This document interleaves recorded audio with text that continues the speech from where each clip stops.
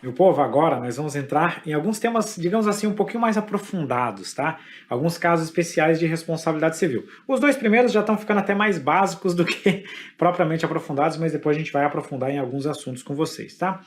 Responsabilidade civil do Estado por atos legislativos e também por atos judiciais ou jurisdicionais, como algumas pessoas gostam de falar. Pessoal, a priori, o Estado ele vai ter responsabilidade civil quando ele está no exercício da função administrativa. Então, a responsabilidade civil é pela função administrativa, ou seja, por atos administrativos.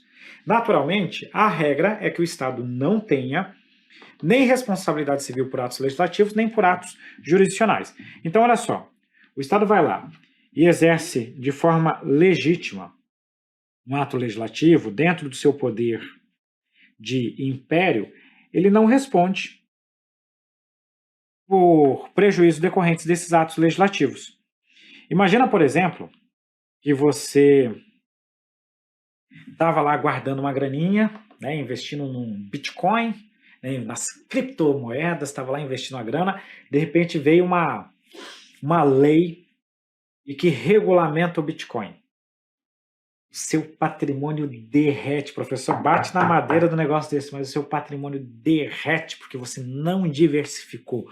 Você aplicou tudo em criptomoeda. Eu tenho apetite a risco, professor. E de repente vem uma regulamentação desse negócio e o seu dinheiro vira quase nada. Aí você fala: ah, tudo bem, tá certo, pode deixar dessa forma. Mas agora eu vou processar o Estado, porque o Estado criou uma lei sem me avisar. E por causa dessa lei eu sofri um grave prejuízo. Você vai ter direito à indenização? Não.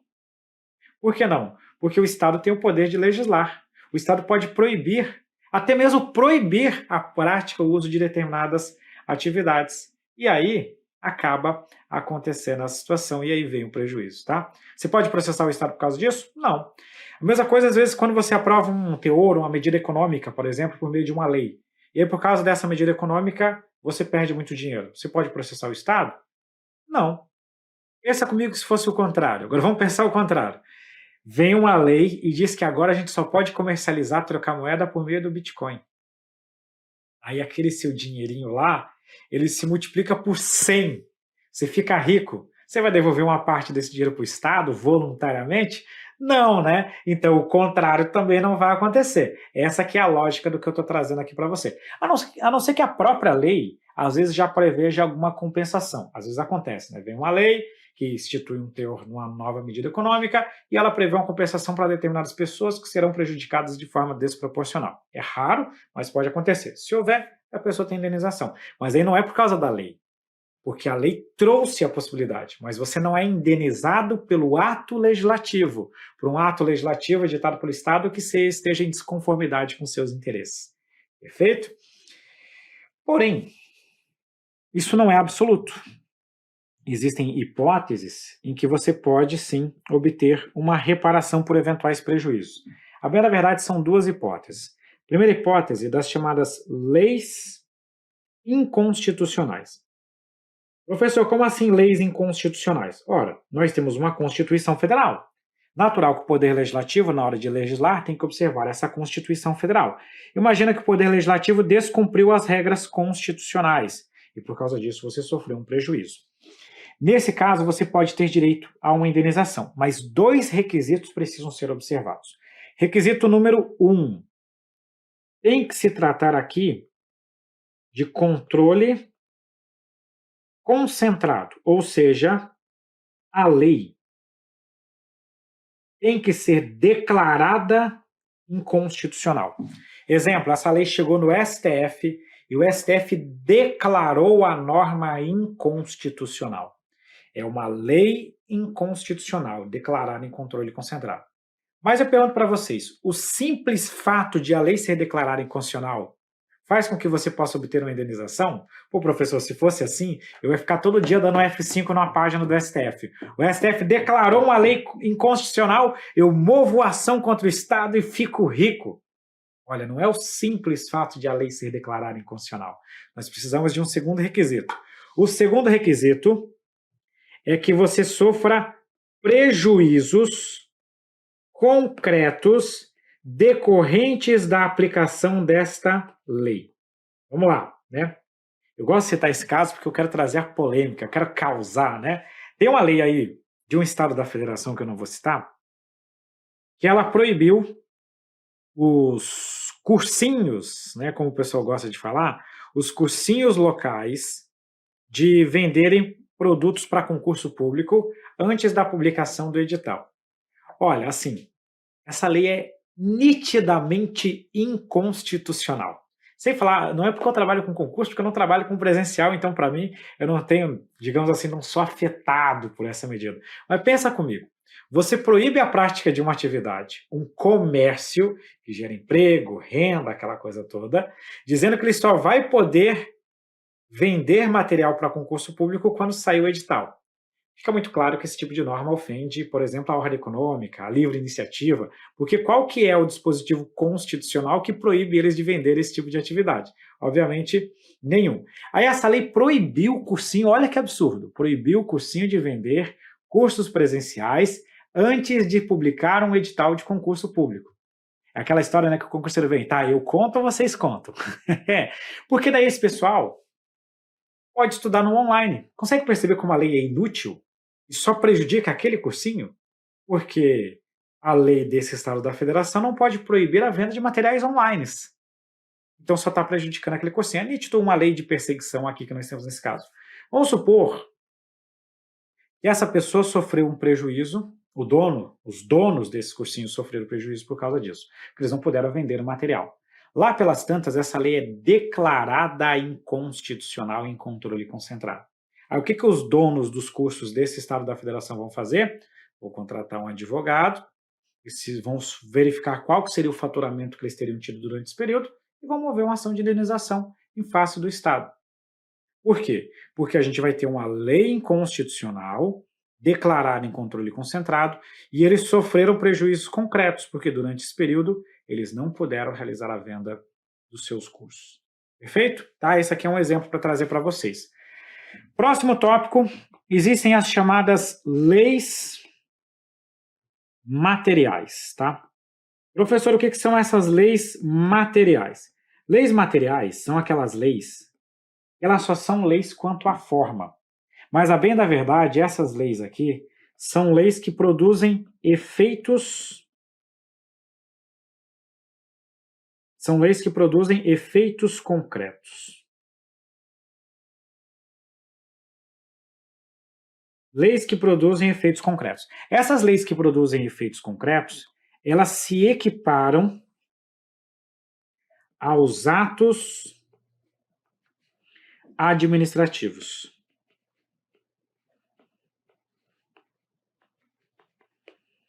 Ela se equipara aos atos administrativos. Por exemplo, vem lá uma lei e diz para a gente o seguinte: declaro de utilidade pública o imóvel do João da Silva para fins de desapropriação. Declaro de utilidade pública o imóvel do João da Silva. Consegue ver que essa lei não é uma norma? Ela não é geral e abstrata? Ela é uma lei de efeito concreto. Pergunto, se ao invés de uma lei fosse um ato do executivo, por exemplo, um decreto do chefe do Poder Executivo, eu sei que decreto também às vezes é norma, mas tem alguns decretos de efeito concreto, um decreto que faz a declaração de utilidade pública. Consegue perceber que os dois teriam o mesmo efeito? Os dois seriam basicamente iguais? É porque os dois não são normas nesses dois exemplos. Você declara de utilidade pública aquele imóvel. Então, isso é um ato de efeito concreto. É igual a um ato administrativo. Então, assim como o ato administrativo causa prejuízo, essa lei de efeito concreto também pode causá-lo. Para ficar mais fácil para você entender, imagina que um servidor público edita determinado ato importante com base no interesse público, mas esse ato desagradou um monte de parlamentar, um monte de deputado. Aí um deputado apresenta um requerimento dizendo o seguinte: vamos aprovar uma lei demitindo este servidor público. E essa lei, de fato, é aprovada e a lei demite o servidor. Consegue perceber que essa lei não é uma norma? É uma lei de efeito concreto. Essa lei de efeito concreto, vamos supor que depois o servidor consiga demonstrar a perseguição, o ato seja invalidado e qual que é a consequência? Indenização, porque é uma lei de efeitos concretos. Show de bola, né? Agora vamos falar dos atos jurisdicionais. Aqui nós aplicamos a mesma regrinha. Qual que é a mesma regrinha? O Estado não responde, em regra, pelos atos jurisdicionais. Imagina que você processou determinada pessoa, perdeu a ação. Você pode processar o Estado? Você pode processar porque você perdeu a ação? Não. Cara, isso faz parte do jogo, isso é o processo judicial, né? Então o Estado não responde por esse ato. Mas a legislação e a Constituição Federal também trazem para a gente duas exceções, tá? Exceção número 1, em que você pode ter responsabilidade civil do Estado por atos jurisdicionais. A situação de erro judiciário, essas duas hipóteses aqui, elas se inserem no âmbito do direito penal, tá? Erro judiciário / prisão além do tempo. Imagina a seguinte situação. João está preso, foi condenado a 15 anos de cadeia. O João, ele vem de uma família desestruturada e tal, e ele foi basicamente abandonado pela família no xadrez. Então não tem ninguém acompanhando isso aqui. Ainda que tivesse lá o filho dele, os filhos dele são simples, têm pouco acesso à informação, aquela coisa toda, então ele está preso. Deu tempo, deu os 15 anos, ele cumpriu a pena, só que não existe um controle, né? O xadrez lá está meio desorganizado. E ele continua preso. 2 anos depois, já 17 anos, eu estou desconsiderando progressão de pena, estou desconsiderando tudo isso. 17 anos já decorrido, ou seja, ele já está preso 2 anos a mais. A Defensoria Pública faz uma auditoria do presídio e descobre que o João está preso 2 anos além do tempo. O que vai acontecer aqui? O João vai ser indenizado. Então, esses dois casos aqui de erro judiciário e prisão além do tempo são situações de hipótese penal. De você ficar preso, de você ser preso por um erro judiciário, tipo, troca o seu nome, etc. e tal. Nessas hipóteses de erro judiciário ou de prisão além do tempo, ó, você não cometeu o crime, trocaram o seu nome pelo nome de outra pessoa e você foi presa. Você deveria ficar 15 anos, ficou 17. Nesses casos, existe indenização. Essa hipótese, ela consta expressamente na Constituição Federal. Expressamente na Constituição Federal, tá? Professor, mas vamos supor o seguinte, dentro de um processo judicial, pediram a minha prisão preventiva / temporária. Então, eu estou falando aqui de uma situação em que pediram a prisão preventiva e temporária. No final do processo, eu fui inocentado. Eu vou ser indenizado pelo Estado por causa disso? Só por essas prisões, não, tá? Então, se você tem uma situação de prisão preventiva e essa prisão atendeu aos requisitos legais para fins da concessão, ou de prisão temporária, que atendeu aos requisitos legais para fins de concessão, você não vai ter indenização só por causa disso. Deixa eu só terminar de escrever aqui para não ficar perdido. Temporária. Se elas atenderam aos pressupostos legais, ainda que no final do processo você seja absolvido, você não vai ser indenizado pelo simples fato de ter sofrido uma prisão preventiva ou temporária. Essa regra não se aplica a isso, desde que atendidos os pressupostos. A não ser que seja uma situação totalmente absurda, arbitrária, que te gere prejuízos concretos, né? Vamos supor, você sofreu uma prisão preventiva, por causa disso você deixou de participar de um evento que você iria ganhar milhões de reais, porque era um trabalho que você se preparou a vida inteira, e absurdamente você foi preso preventivamente, você prova a sua inocência ao final do processo, mas veja, não é pelo simples fato da prisão preventiva, é por causa de um contexto. A simples prisão preventiva e temporária não gera indenização. O que gera indenização é a prisão por erro judiciário e prisão além do tempo. Situação número 2. Essa situação número 2, ela consta no Código de Processo Civil. Ela prevê que o Estado vai ser responsável no caso em que o juiz proceder com fraude. O Estado vai ser responsável quando o juiz proceder com fraude ou dolo. Exemplo, o juiz foi subornado. Ele procede com fraude ou dolo, o Estado tem responsabilidade civil, e depois, pô, professor, mas o Estado responde e o juiz? O juiz responde na ação de regresso, como agente público. Você processa o Estado e depois vai contra o juiz. O Estado vai contra o juiz na ação de regresso. E também existe responsabilidade civil do Estado quando o juiz deixar de cumprir aquelas providências que ele já deveria ter adotado. Que tipo de providência, professor? Ao longo do processo, o juiz tem que adotar uma série de medidas, né?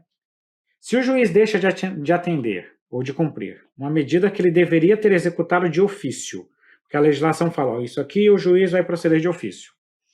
Ou o juiz deixa de executar uma decisão, uma medida que foi requerida pela parte.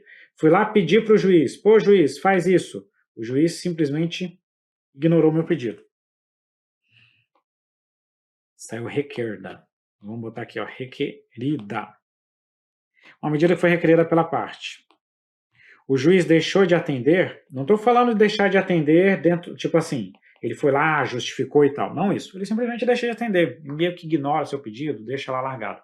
Pode ter responsabilidade civil do Estado também, e o Estado move a ação de regresso contra o juiz. Então são duas hipóteses, erro judiciário e prisão além do tempo, e quando o juiz proceder com fraude ou dolo, ou não cumprir uma providência que ele deveria, que foi requerida pela parte, ou que ele deveria adotar de ofício.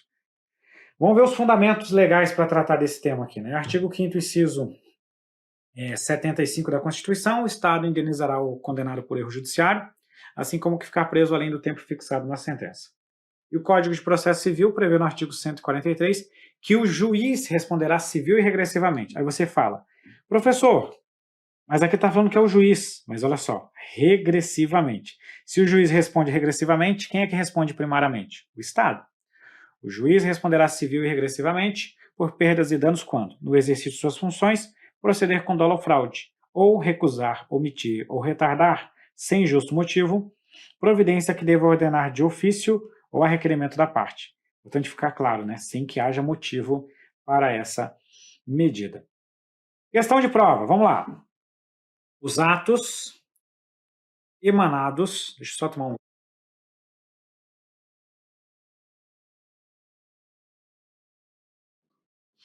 Os atos emanados da administração pública que produzam danos estarão sujeitos à responsabilidade civil. No que tange aos atos legislativos, vamos falar de atos legislativos aqui nessa questão. A responsabilidade civil é atribuída ao Estado em relação aos danos gerados por ato praticado com base em lei inconstitucional, sendo a lei e não o ato causa direta da responsabilidade. Pessoal, qual que é o erro dessa questão? Não é o simples fato de a lei ser declarada inconstitucional. Não é a lei que gera a indenização, mas o ato concreto praticado com base na lei. Senão, né, a gente espera uma lei ser declarada inconstitucional e processar o Estado. Qualquer cidadão, imagina quantas demandas nós teríamos. É o ato concreto decorrente dessa lei inconstitucional para que haja indenização. B. É vedada a atribuição de responsabilidade civil do Estado, uma vez que os atos legislativos não produzem danos indenizáveis aos indivíduos. A regra é isso, mas nós sabemos que existem exceções, e aí a questão generalizou. A responsabilidade civil atribuída ao Estado é circunscrita aos atos legislativos emanados pelo Poder Executivo. Pessoal, ato legislativo, a priori, não sai do Executivo, né? Ato legislativo sai lá do Poder Judiciário. Do Poder Legislativo, afinal de contas, é quem tem a competência para legislar, salvo hipóteses definidas na Constituição. A responsabilidade civil é atribuída ao Estado quando a lei, objeto de declaração de inconstitucionalidade, produz danos aos particulares. Veja, eu tenho danos concretos decorrentes dessa lei. A lei que foi declarada inconstitucional produziu o dano. Então é por esse dano concreto que existe a indenização. E a letra E é vedada a atribuição de responsabilidade civil ao Estado, porque a responsabilidade é restrita aos atos administrativos. Mais uma vez, isso seria a regra, não posso dizer que é absolutamente vedado, porque existem situações em que há responsabilidade civil. Letra D na questão. Outra questão. Em caso de aplicação de lei de efeitos concretos que gere danos ou prejuízos a pessoas determinadas, é possível a responsabilização civil do Estado. Pessoal, o que são lei de efeitos concretos que gerem danos ou prejuízos? São aquelas leis que elas, na verdade, são atos administrativos na forma de lei, porque elas geram esses efeitos concretos, elas não são gerais e abstratas. Logo, esse quesito está certo, porque é justamente uma das exceções, conforme nós acabamos de resolver. Beleza, e aí, professor, acabou? Não, agora a gente vai chegar num outro tópico, que é a responsabilidade civil do Estado pelos danos decorrentes de obras Opa, calma aí, danos decorrentes de obras públicas, vamos ver esse negócio. Pessoal, olha só, é, às vezes, bom, vamos lá, primeiro ponto, o Estado ele faz várias obras, né? Aqui na minha cidade está um negócio que é coisa de louco, eu não consigo sair de casa e não pegar uma obra, então tem obra em todo canto. A pergunta é, essa obra pública ela pode causar prejuízos a terceiros, tá? Tem aqueles prejuízos que são prejuízos que não são indenizáveis, são aqueles prejuízos de um mero transtorno, tipo um atraso, um isso, aquilo, isso aí não tem indenização, né? Essa indenização, nesse tipo de situação, ela só acontece quando ela atinge determinada pessoa de forma específica e desproporcional. Tipo, fechou uma rua em que existem algumas lojas de comércio e essa rua vai ficar fechada por 2 meses e absolutamente não tem como ninguém entrar ali, nem andando, nem de carro, nem nada. Aí é um dano específico e desproporcional e as pessoas serão indenizadas. Mas não é pela obra, não é a obra que está causando prejuízo, mas o fechamento da rua para realizar a obra. Aí é outra história, aí existe indenização naturalmente, como nós já explicamos em outra oportunidade, porque o Estado responde por atos lícitos ou ilícitos. Lícitos quando o prejuízo é específico e desproporcional, é o exemplo que eu trouxe para vocês. Mas agora eu vou falar da obra em si. A própria obra causando um prejuízo. Exemplo, foi lá e fizeram uma detonação, essa detonação jogou uma pedra que caiu na casa de uma pessoa. Esse é o dano da obra. E o que eu quero saber aqui é o seguinte, nós temos dois tipos de danos. O dano decorrente do só fato da obra e o dano decorrente da má execução da obra. Qual que é a diferença desses dois? O dano decorrente do só fato da obra é aquele dano que ocorre pelo simples fato de você ter que fazer aquela obra. O risco que existe desse trabalho da obra pública e que nós sabemos que ele pode causar alguns prejuízos, mesmo que você adote as melhores técnicas possíveis. Exemplo, percebemos que precisamos fazer um túnel passando em determinado local. Os estudos de sondagem demonstraram a viabilidade desse túnel, mas falaram o seguinte: essas escavações vão gerar trepidação em casas que estão em cima do morro. Não vai derrubar o morro, não existe esse risco, mas nós vamos ter trepidações que podem gerar pequenas rachaduras ou até quebrar alguma parte dessas casas. Por mais, eu não sou de engenharia, né? Pode ser que o que eu estou falando aqui é um absurdo, mas não me comprometo com a técnica, me comprometo com o exemplo. Por mais que a gente adote as melhores técnicas disponíveis no mundo, existem esses riscos. Mesmo assim, o Estado percebe, faz uns cálculos e fala: olha, nós precisamos dessa obra, essa obra é imprescindível para a mobilidade, para a segurança, para isso, para aquilo. Vamos assumir esse risco. Se for o caso, nós indenizamos essas casas que estão em cima se causar algum tipo de prejuízo. Beleza, vamos executar a obra mesmo assim. Executamos a obra. Mesmo com as melhores técnicas, aquela situação aconteceu. Surgiram algumas rachaduras. Essa rachadura não foi pela má execução da obra, foi pelo simples fato de existir a obra. Nessa situação, em que o dano decorre do só fato da obra, do simples fato de você ter que realizar essa obra pública, não importa quem é que está executando. Então eu não preciso verificar se o Estado está realizando diretamente a obra. Exemplo, né, existem muitas obras públicas que são realizadas são realizadas pelo Exército. Então aqui é o próprio Estado executando. Ou, o que é muito comum, é você contratar uma empresa privada para realizar a obra. Às vezes você tem alguma empresa estatal, alguma autarquia que faz obras.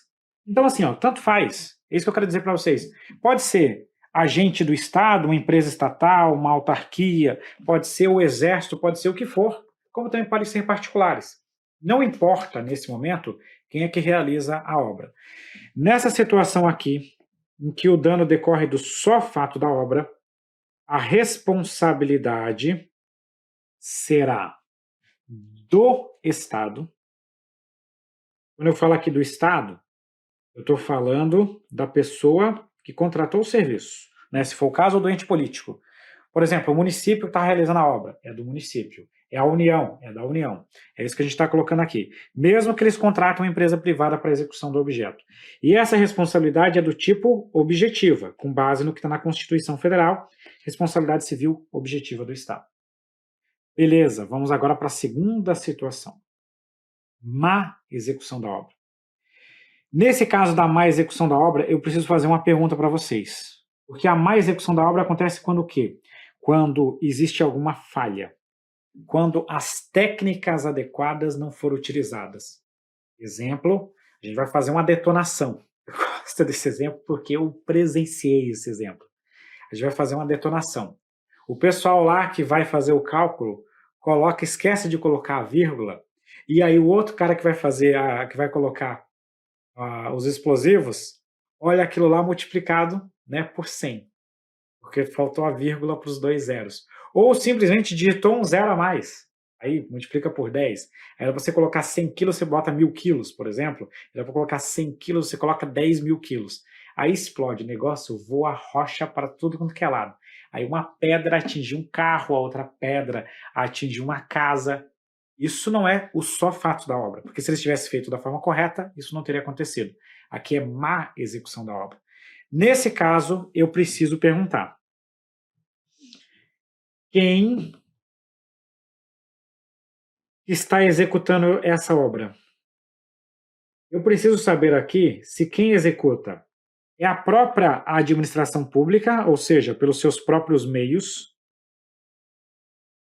Se for a própria administração, eu tenho um conjunto de regras. Mas vamos supor que o poder público realizou uma licitação pública, contratou uma empresa privada para fazer esse empreendimento. Ou seja, é um particular, é uma empresa privada que foi contratada pelo Estado para executar a obra. Então, no caso, quem realizou aqui o cálculo errado foi essa empresa privada. Eu preciso fazer esse tipo de análise aqui. Se for a administração pública que executa, essa responsabilidade civil aqui será objetiva, com base no que está na Constituição Federal, e será naturalmente uma responsabilidade da própria administração pública. Foi a administração pública que executou, é a administração pública que terá a responsabilidade civil, né? Não tinha como ser diferente nesse caso. Quando é o particular, aí muda um pouco de figura. Se é o particular, essa responsabilidade civil aqui, ela será do tipo subjetiva. Mas daqui a pouco eu vou falar um pouquinho mais sobre esse assunto, tá? Primeiro eu vou colocar aqui o genérico. Essa responsabilidade será subjetiva e ela será uma responsabilidade do contratado. Ou seja, da empresa que foi contratada pelo poder público não vai caber aqui, então vamos diminuir esse negócio. A responsabilidade civil será subjetiva e será do contratado, nesse segundo caso aqui. Vamos lá. Fiz uma licitação, contratei uma empresa privada ganhou a licitação, estava executando a obra, realizaram o cálculo errado, atingiram terceiros. Eles que vão fazer a indenização. Essa aqui é a lógica aqui, a empresa privada que faz a indenização. Essa é a forma que até hoje cai em questão de concurso público. É a forma que está na lei, a antiga lei de licitações, que é a 8666, é a forma que costuma ser admitida pela doutrina. Só que esse assunto, ele pode, eu não estou dizendo que vai ter, mas ele pode ter uma evolução. Por quê? Porque esse tema ficou um pouco em aberto na nova lei de licitações. Especialmente esse caso aqui, ó. Esse caso aqui da responsabilidade subjetiva do contratado, ele vai ficar agora com um ponto em aberto, que nós precisamos debater no futuro. Que é a situação da nova lei de licitações. Porque, olha só, a antiga lei de licitações, a 8666, ela trazia a seguinte regra no artigo 70.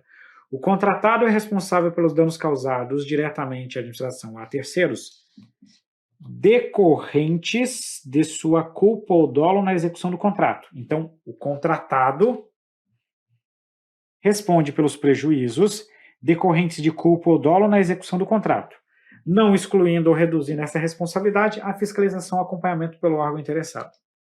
Só que a nova lei de licitações vai trazer para a gente uma regra diferente, lá no artigo 120. Veja só, a redação é quase igual. O contratado será responsável pelos danos causados diretamente à administração ou a terceiros, em razão da execução do contrato, não excluindo nem reduzindo essa responsabilidade a fiscalização e acompanhamento pelo contratante. Qual que é o X aqui? Qual que é a diferença dessas duas redações? A diferença dessas duas redações está aqui, ó. A 8666 fala decorrentes de sua culpa ou dolo na execução. A antiga lei exigia o dolo ou culpa, falava de responsabilidade subjetiva. A nova lei não prevê essa regrinha do dolo ou culpa. O artigo 140, parágrafo 6º, ainda traz uma regra específica para a obra pública. E lá, nesse caso da obra pública, ele prevê um prazo de garantia de no mínimo 5 anos, admitida a previsão de prazo de garantia superior no edital no contrato, da responsabilidade objetiva pela solidez e pela segurança dos materiais e dos serviços executados e pela funcionalidade na construção. Esse artigo 140, parágrafo 6º, ele está tratando de um caso muito específico, não é da responsabilidade civil em si, mas aqui de uma responsabilidade contratual, que é aquela garantia. Tipo, você compra um apartamento, compra ele na planta, você vai morar no seu apartamento. Está morando lá no seu apartamento, 3 meses depois de você ocupar o apartamento, começa a ter uma rachadura na parede. A construtora vai ter que reparar esse prejuízo. Esse artigo 140, parágrafo 6º, que fala expressamente em responsabilidade objetiva, está falando dessa garantia perante a administração, responsabilidade contratual nesse caso. Mas é uma sementinha aí de responsabilidade objetiva e uma outra sementinha no artigo 120 da Lei de Licitações. Então, aparentemente, né, a nova Lei de Licitações, e essa mesma regra ela é parecida na Lei das Estatais, na Lei 13.303, elas trazem agora uma responsabilidade objetiva de quem executa o contrato. Isso é um pouco estranho, porque imagina só, uma obra pública em que a empresa não fez nada de errado e pelo simples fato de executar a obra, ela tem que arcar com prejuízo. E fica algo um pouco esquisito isso aqui. Por isso que eu falo para você o seguinte, olha, aparentemente a nova lei de licitações passa a trazer para a gente uma responsabilidade objetiva. Aparentemente é isso que acontece. Mas nós temos que esperar um pouquinho, principalmente esse tema chegar à doutrina, a lei é nova, né, chegar na jurisprudência para a gente poder de fato cravar isso. A Lei 13.303 já prevê essa regra também, mas pouco se falou ainda sobre isso. Eu acredito que nos próximos anos nós teremos elementos mais corretos para debater esse assunto. Então fica um subjetivo aqui, mas aí o que eu recomendo na sua prova? Se a prova for meio genérica, você vai meio por essa linha aqui. Se a questão for em cima da nova lei de licitações, aí você fala que na nova lei de licitações a responsabilidade é objetiva, se ela trouxer isso para o seu debate, tá bom? Beleza, superamos a situação do só-fato da obra e vamos agora falar do último caso especial, o dano decorrente de ato dos notários e oficiais de registro. Professor, o que é notário? O que é o oficial de registro? Para facilitar a sua vida, vou dizer assim, ó, o cartório. No Brasil, os registros públicos, eles são feitos sob regime de delegação, mas é uma delegação diferente, não é uma licitação pública, é um concurso público, está previsto lá no finalzinho da Constituição Federal, então existe essa atividade de registro público. Imagina que determinada pessoa faleceu. A pessoa faleceu. Os filhos vão ter acesso a uma pensão, especialmente a esposa vai ter acesso a uma pensão. Só que registraram o nome dessa pessoa incorretamente. Aí, na hora que ela foi requisitar a sua pensão, falaram, não, mas o seu marido está vivo. Ele não morreu, essa certidão aqui é de outra pessoa. Aí, até você provar que focinho de porco não é tomada, demora bastante. Então, vai lá, debate o assunto, mostra, não, mas olha só, tá aqui, é ele. Aí, vamos supor que essa senhora ficou 1 ano sem receber a sua pensão por causa disso. Olha, ela sofreu um prejuízo aqui. Tanto da questão do tempo que ela ficou sem receber, por mais que ela receba retroativamente, ela teve muito prejuízo aqui. Muita dor de cabeça, dano moral, toda aquela coisa que aparece. E aí, ela vai processar quem? O cartório, o oficial de registro, né, que registrou errado? Ou ela vai processar o Estado, que é o titular dessa atividade? E esse caso é um caso emblemático, porque se fosse delegação de serviço público propriamente dito, uma concessão, você processa a pessoa jurídica, e não a pessoa política. A pessoa jurídica é a concessionária que presta o serviço. Mas aqui é diferente, porque esse notário oficial de registro, ele funciona como um agente público, igual ao agente público. Então, nesse caso, a responsabilidade é do Estado. E o notário oficial de registro responde somente em ação regressiva. Esse tema até tem uma decisão do STF que vai contrário até uma lei que foi elaborada sobre esse assunto. Então aqui o que cai em prova e o que está valendo é essa decisão do STF, tá? Então vamos colocar aqui em cima. O STF fixou uma tese de repercussão geral a respeito desse assunto aqui.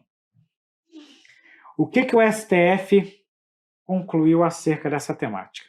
O STF entendeu que a responsabilidade civil por prejuízos causados por atos de notários e oficiais de registro é uma responsabilidade civil do Estado.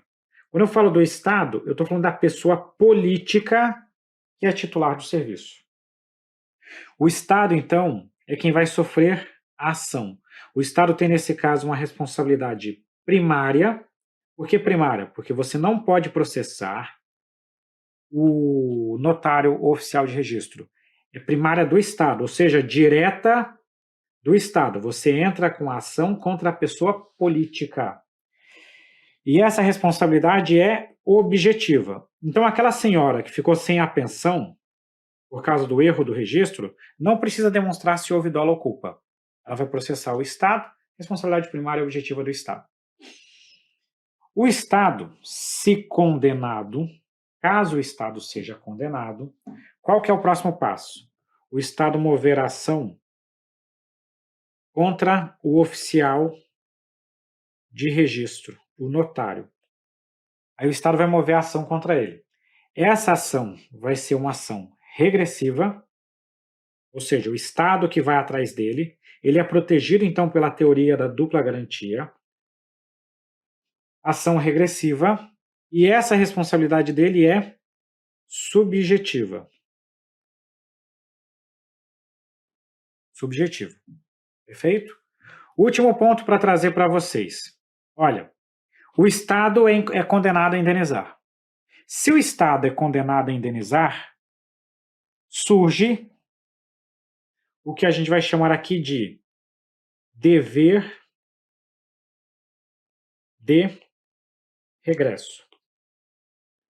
Professor, o que é essa história de dever de regresso? O STF, nessa oportunidade, pegou e falou o seguinte: se o Estado não mover a ação de execução, no caso de dolo ou culpa, se houver dolo ou culpa e o Estado não mover a ação de execução, a autoridade omissa vai responder por ato de improbidade administrativa. Tá? Antes que você venha me perguntar o seguinte, professor, mas qual que vai ser o ato de improbidade, etc e tal? Galera, eu vou falar para vocês o seguinte. O que cai na prova é o que o STF disse. E não o que o STF não disse.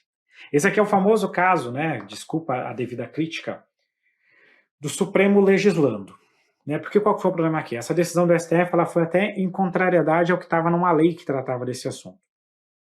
E aí, o STF, de um lado, passou a mão na cabeça do pessoal que é titular de cartório, de oficial de registro, para tipo, não, calma aí, vocês só vão responder a ação de regresso. Mas, por outro lado, quis dar uma moralizada, dizer o seguinte, olha, mas a administração pública, você não pode deixar quieto, você tem que mover a ação de regresso, senão quem se omitir vai responder por improbidade. Tipo, isso não está numa lei. Mas o STF quis colocar isso na sua tese para dar uma moralizada no negócio. O problema é que, depois dessa decisão do STF, a lei de improbidade foi reformada. Aí agora a gente não sabe, tá, mas como é que vai funcionar? Porque tem que ter dolo, né, para responder por improbidade. Beleza, não misture assuntos. Essa aqui é a dica. Improbidade é improbidade, responsabilidade civil é responsabilidade civil. Qual foi a decisão do STF? O STF disse que, no caso de omissão do Estado, em relação a mover a ação de regresso, a autoridade omissa responderá por ato de improbidade administrativa. Só isso, é só isso que cai na sua prova. Não tente presumir nada além disso. Vamos ver como é que isso cai em prova? Conforme o entendimento do STF, a responsabilidade civil do Estado por atos de notários e oficiais de registro que, nessa qualidade, causarem danos a terceiros, é direta, é do Estado, né? Então é direta do Estado, é primária do Estado e é objetiva do Estado.